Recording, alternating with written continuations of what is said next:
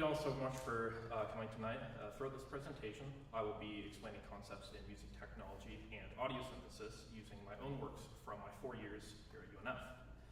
With these works, I will also dip a little into the science of digital sound synthesis using concepts that I've learned during my minor in computing here. Music technology has become intertwined with every aspect of modern music, regardless of the genre. For decades, we have had entire genres of electronic music, each with their own quirks, only made possible with audio processing and digital sound synthesis. I want to explore the foundations of digital audio technology, using my own works to demonstrate the possibilities of this technology, and hopefully to inspire an appreciation in this technology. Because without it, a lot of recordings of your favorite songs would not be possible, and life would be a whole lot duller. Digital signal processing, or DSP for short, is a broad term to describe the transformation of an analog electromagnetic signal into data that a computer can interpret and manipulate. This term is widely used outside of audio, like in digital phone lines, internet communication, and most electronics, like USB devices. In the context of audio, however, DSP is used broadly to describe the process of converting audio from analog to digital, manipulating it in some way, and then converting the signal back into an analog waveform to be heard by a listener. With the rise of audio processing in the mid-1900s, many genres of music have emerged, some that are more abstract than others. One of these more abstract genres is acousmatic music, which leans into the texture and character of a sound rather than the musical aspects like melody or harmony. The acousmatic genre strictly focuses on electroacoustic music that is removed from all visuals. This means that it is disconnected from live performance and any accompanying video aspect. Acousmatic music emphasizes the process of creating a sound just as much as the end result. To demonstrate this, I would like to present to you an acousmatic piece that I worked on while in electronic music production techniques. Rather than thinking of this piece as a song, thinking of it as an audio composition, where the focus is on the texture and the character of sounds. In the composition, you will hear 3 distinct textures of sound as the piece progresses. Afterwards, I will share a couple of the techniques that I used in its creation. Please enjoy Between Two Petals.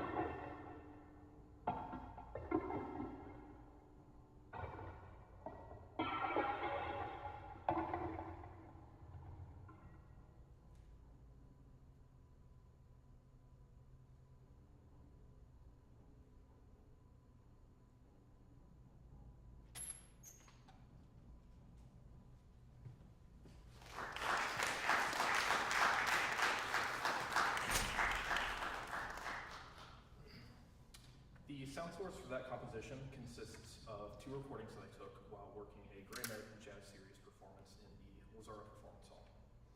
One of the drummers was warming up on stage after a sound check, and he was improvising while using the double kick pedal on the drum set. I appreciated how mechanical his playing was, so I decided to take 2 recordings, one from the center of the house and one from the loading dock to the side of the stage. This gave me 2 distinct textures to work with for this piece. So up on the screen you can see the Ableton session for that piece. This is, at the bottom you can see the signal chain for the first voice that I took. This is the one from the loading dock. The recording had a lot of reverb in the low end, and most of the drum sounds were muffled since the wall between me and the drum was very thick. I threw a lot of plugins onto this track to see what exactly I could do, but most notably, I used 2 unique processing techniques, a downsampler and a resonator. To better explain what the downsampler achieves, I would like to briefly explain the sampling process that computers use to convert audio into data. A sample is a measurement of amplitude of a sound wave at a precise moment in time. A sample rate is measured in samples per second, represented as hertz. A computer usually samples audio at rates like 44.1 or 48 kilohertz, which were chosen based on the relationship of the human ear to frequency, as well as limitations in technology. Specifically, the best balance between audio duration and quality for a CD was 44.1 kilohertz, and the 48 kilohertz standard was chosen for video, since most TV and movies are shot at 24 frames per second, which gives an overlap between the audio and video samples. Up on the screen is a visual representation of the sampling process. It creates a series of coordinates which form a graph of the audio signal, where the x-axis can be labeled as time and the y-axis is amplitude. In simpler terms, the data the computer stores is not technically the audio, it is instructions on how to recreate the audio during playback. Now, along with a sample rate, there's one other factor in the sampling process called bit depth. This is a term used to describe the precision at which each sample is recorded. The amplitude is stored as a number in the range from -1 to +1, representing the negative and positive pressure of a sound wave. Since a computer's memory, and therefore the precision, is finite, a line needs to be drawn as to where the precision ends, and in the case of the amplitude sample, how far into the decibel to round off. This results in a variable dynamic range. As the bit depth grows higher, the quietest and loudest parts of the audio grow farther apart. The downsampler used in Between Two Pedals essentially takes this and deconstructs it. It purposely removes samples and lowers the bit depth so that a jagged distortion is created that's very unique to digital audio as opposed to an analog distortion. On this track, I lowered the downsampler to 1 kilohertz, so about a 40th of what it should be, and a bit depth of 6. In doing so, most of the information in the audio file was removed, leaving me with the shaped noise. Now, I recognize that this piece is very far off from traditional music or other audio compositions. This is an example of audio processing purely for the art of processing audio rather than to service a recording in some way. Most applications of audio processing aren't this extreme, and they're usually used for contributing to something bigger, like to enhance drums to make a song sound fuller, or to correct a singer's vocals when they're singing out of tune. Or audio might be collected to recreate an environment, tell a story, or enhance some video aspect. If acousmatic music is on the more abstract end of musical genres, then soundscapes are closer to traditional music. As the name suggests, a soundscape is an electronic music genre in which an environment is painted using audio. Soundscapes can be more natural, simply mimicking a specific environment using familiar sounds, or more artificial, where processed audio and sound synthesis is used to create a fictional environment.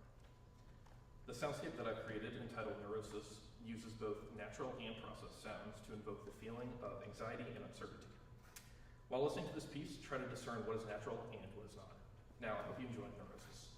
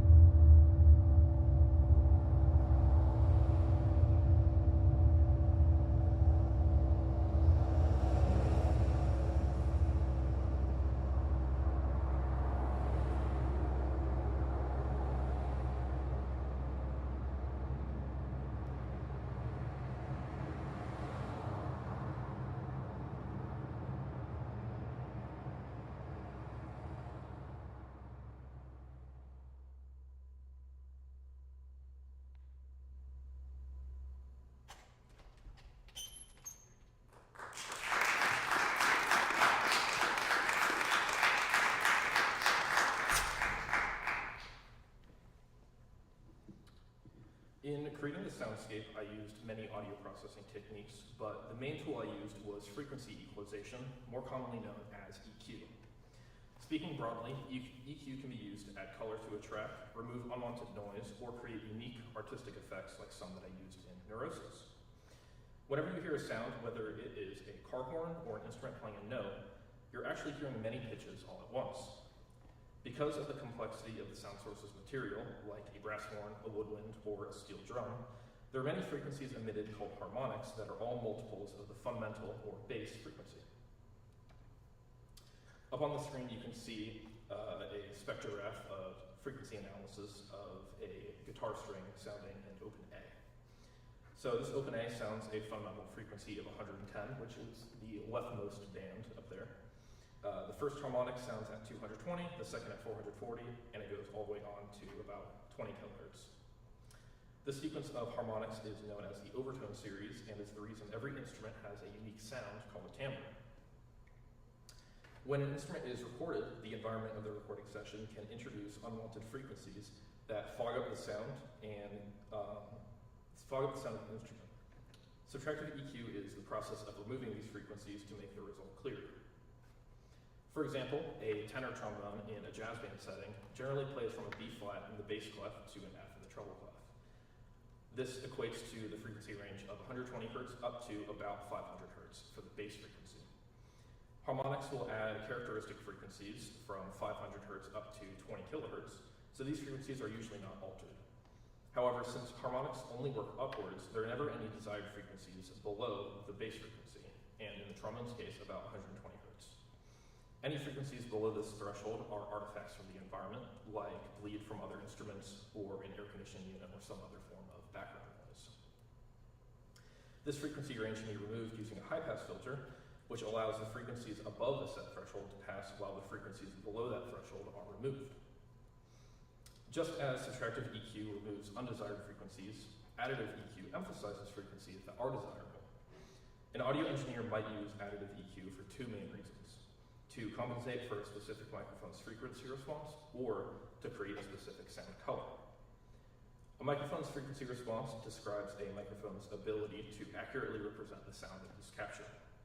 Sometimes a microphone might lack an accurate representation of the higher range of frequencies, for example, resulting in the recorded audio to sound dull or warm. These are some positive adjectives and negative adjectives. It depends on the sound source and the specific microphone being used.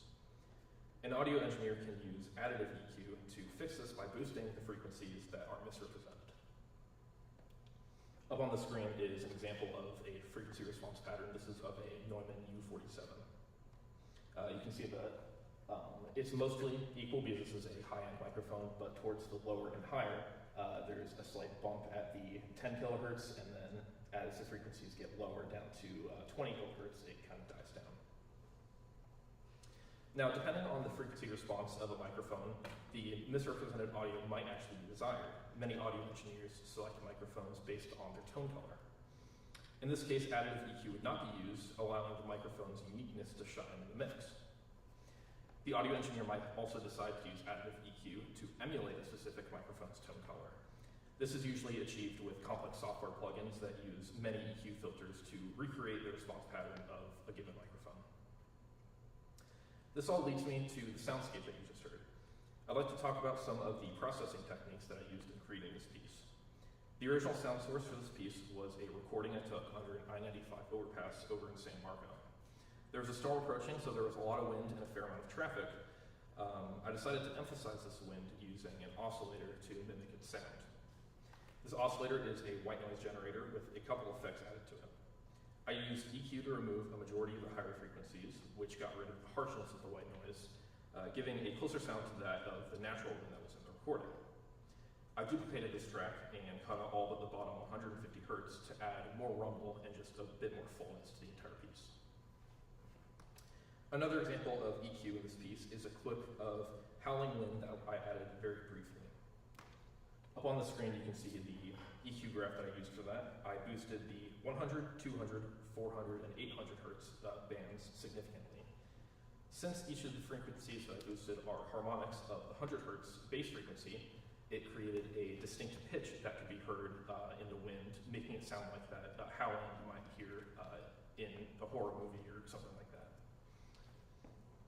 Now, recording and processing audio means getting some sort of real-world sound source and transforming it into a digital medium.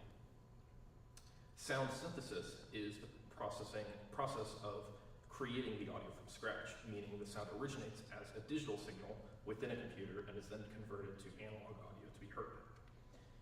In this lecture, I will focus on computer synthesis as opposed to analog synthesis that you might find in a keyboard synthesizer like a Moog or a Roland. However, since analog synthesis came much earlier before computer synthesis, it is worth mentioning one analog component, the voltage controlled oscillator, or VCO for short. A VCO creates a constant change in voltage from low power to high power at a frequency defined by the user.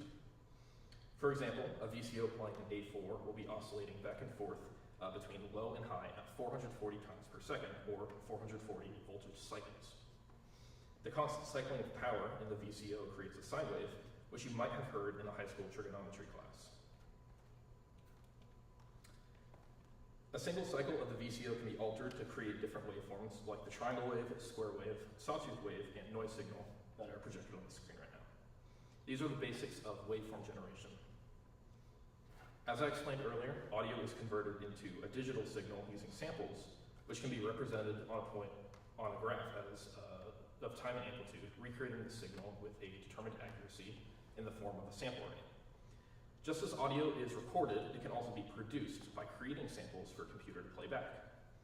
Computer software emulates the VCO by drawing samples in the shape of a certain waveform. This idea is the basis of all digital audio software that uses computer MIDI, like Ableton, Logic, FL Studio, or any other DAW. There are many classic examples of sound synthesis in its simplest form. For example, take any early Nintendo game. Because of the limitations of computing power in the early NES, sound designers were forced to use 3 simple triangle waves and 1 noise signal. Some of the best game soundtracks were created on these strict limitations. For one of my classes last year, I decided to emulate the NES's hardware limitations through Ableton to create a soundtrack for a video project. I'd like to share it with you as an introduction to the world of sound synthesis.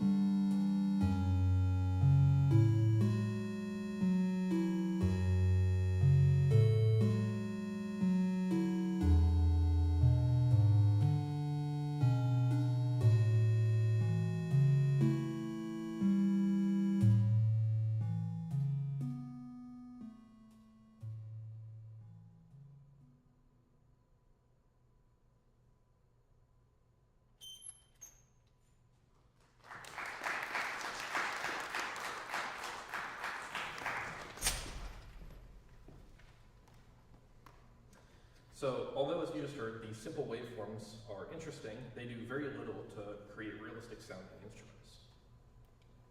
Up on the screen you can see a recording of a trombone playing in a jazz combo. This is an example of a complex waveform. Now, to synthesize one of these complex waveforms, many of these basic waveforms need to be used, which requires a lot of processing power.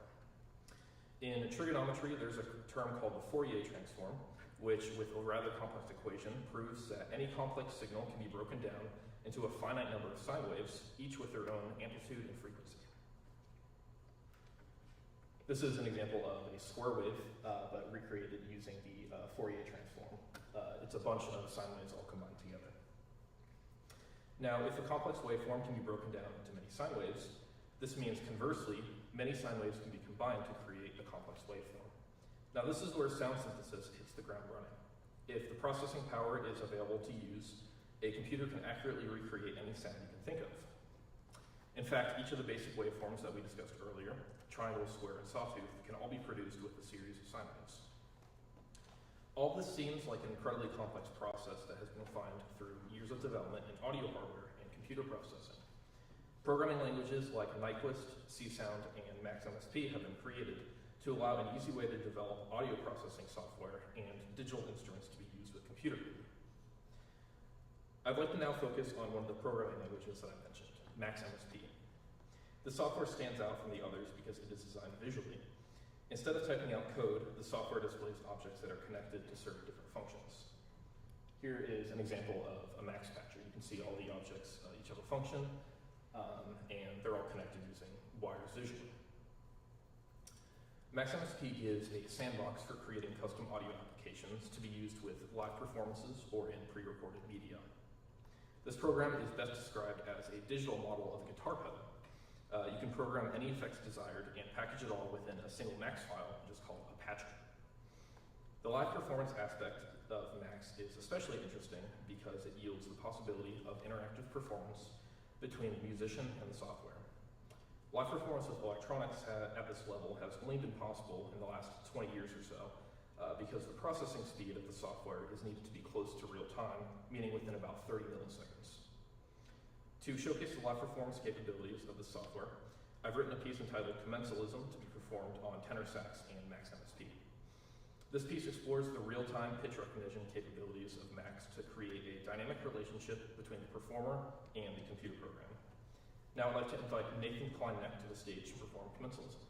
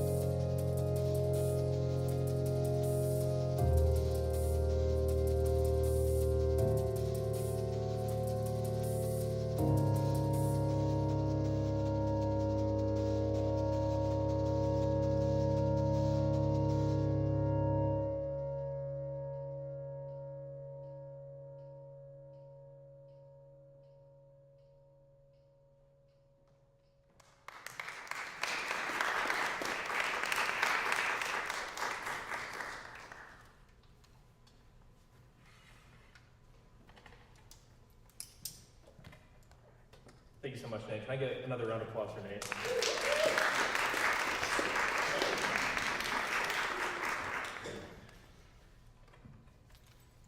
So, as you heard during that piece, while Nate was performing his part, there's also some heavy reverb and an additional voice that was doubling whenever Nate was playing.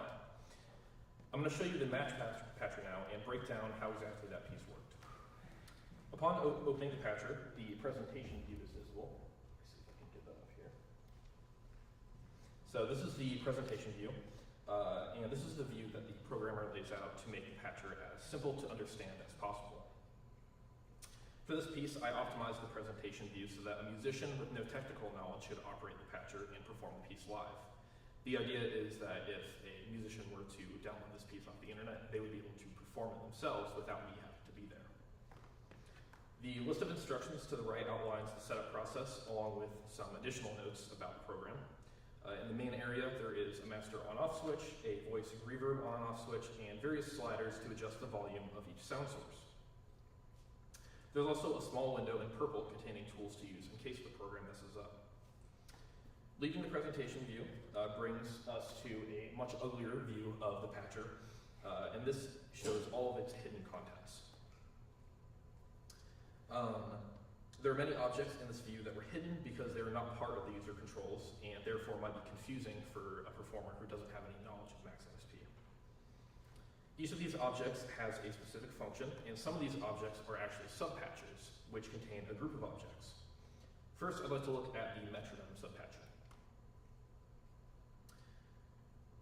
Since Max MSP is a programming language for musicians, the developers have given the programmer many music-related tools to use. The tempo object that is seen at the top outputs a button press called a bang in Max at regular intervals. I have this tempo object linked to a playlist object, which just contains a sound file of a hi-hat click. The result of this is an audible metronome for the performer to reference. Moving to the next subpatcher, the playback subpatcher, there is a mess of cables routing to a bunch of play objects. Each of these objects will play a sound file from one of the buffer objects that were in the main patcher. The buffer object loads the file from the computer storage, while the play object triggers the audio. The pitch detection subpatcher has two major uses. The first is to play a synthesizer that plays alongside the performer, and the second is to listen for a cue in the form of a specific pitch to trigger audio files to play. This piece is split into 3 sections with 2 vamp sections in between. During the vamp, the program will not continue with the backing track unless the performers played a predefined note. In my case, it was a concert D. This allows the performer to improvise for however long they'd like before continuing with the piece. Inside the pitch detection subpatcher is a retune object. The object's primary use is to shift the pitch of an audio signal, but it can also be used to detect the frequency of an incoming signal. The specific pitch of the trigger note for the first vamp, D natural, equates to a frequency of about 146.8 Hertz. But it is unrealistic to expect a musician to play this note perfectly in tune all the time, so I used Max's frequency to MIDI object to convert this to the nearest MIDI value. The object finds the nearest MIDI value, meaning that if the performer is a bit out of tune, the program will still recognize the note and continue with the piece. And since I was using an oscillator as well to play a voice alongside the performer, I converted the MIDI value back into a frequency for the oscillator to play, creating that duet voice that you heard. Now, there's a lot left in this patcher to discuss, but there's one last item in this patcher that I want to talk about, which is the reverb subpatcher. I didn't actually create this patcher. I found it on the Max community browser where people share their creations for others to use. As you can see, this unit is very complex, and I'm not even sure how it works, but that is a very important part of Max MSP, which is that programmers can share their creations for others to use. It's much like using a plugin on a DAW or a guitar pedal. Many musicians don't want to do the work of creating the effect, they just want to use it in their creation process. Max MSP as a program has developed a lot over its lifetime, and in recent years it has released integration with Ableton Live entitled Max for Live. The main setback with Max MSP as a standalone software is that it must be used exclusively, meaning audio needs to be imported or recorded into the software as well as played back. With Max for Live, any patcher can be used like a standard VST plugin within Ableton Live. This means that files can be recorded and edited in Ableton, and then Max patchers can be used for effects or MIDI instruments within the project. To demonstrate this topic, I've written a piece entitled Shard of Stasis that utilizes a Max for Live device to enhance the sound of the guitar. But before hearing the piece, I would like to quickly break down the Max patcher. Opening the Ableton session, on the guitar track, you can see several plugins along the bottom there that I had set up. With the UAD plugin and the tuner at the bottom, there is a third plugin that looks a bit different, and that's because it's a plugin I programmed for this piece. Creating a Max for Live patcher means a programmer has to come up with a visual user interface, which is very important if you're sharing this patcher with others, and if they are not familiar with Max, they need to know how to control it. Selecting the editor button opens up the Max patcher, and this is almost exactly similar to the previous Max patcher that I showed for commensalism, because they both use the same editor, but they have two minor differences. The first is the file extension. While the standalone Max patcher uses .maxpat, the Max for Live devices use .amxd. The second is the input and the output. The previous patcher had a microphone icon and a speaker icon for input and output devices. But this one has a plug-in and plug-out object that stand in their place. This is because the device does not actually reference the audio engine of the computer. It only references the track that it is enabled on within Ableton. The Max for Live device is relatively simple in terms of audio processing. It's simply just a chain of effects that I decided that would go quite well with the backing track that I created.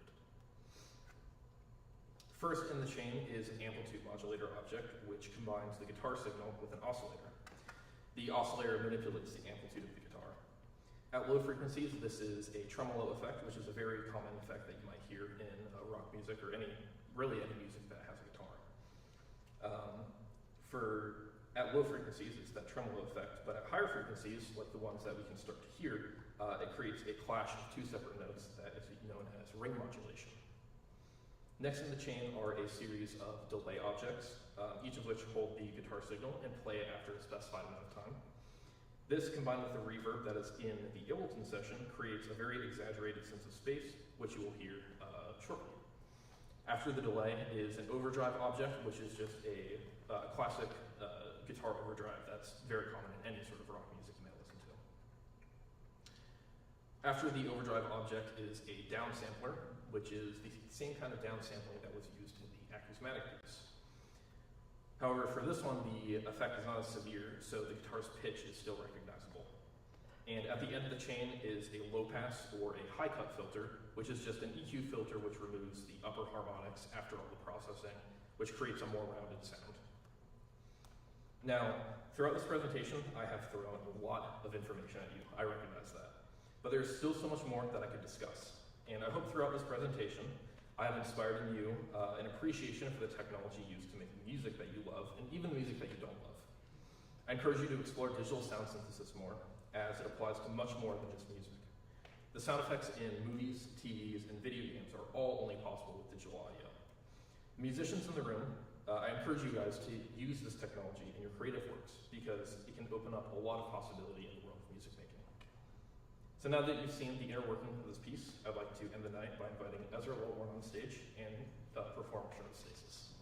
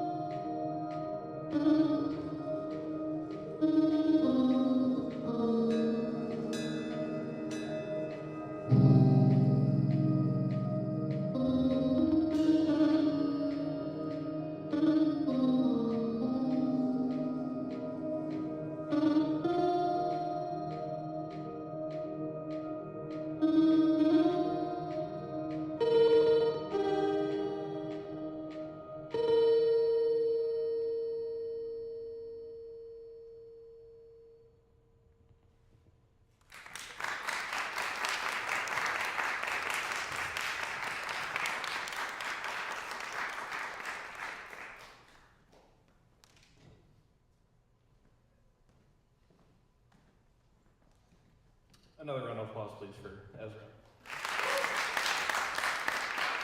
Thank you so much for coming out tonight. Again, it really means a lot to me that you come out here to support me.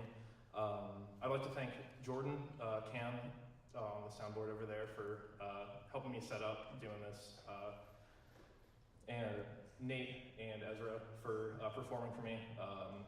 Would not have been able to do it without them.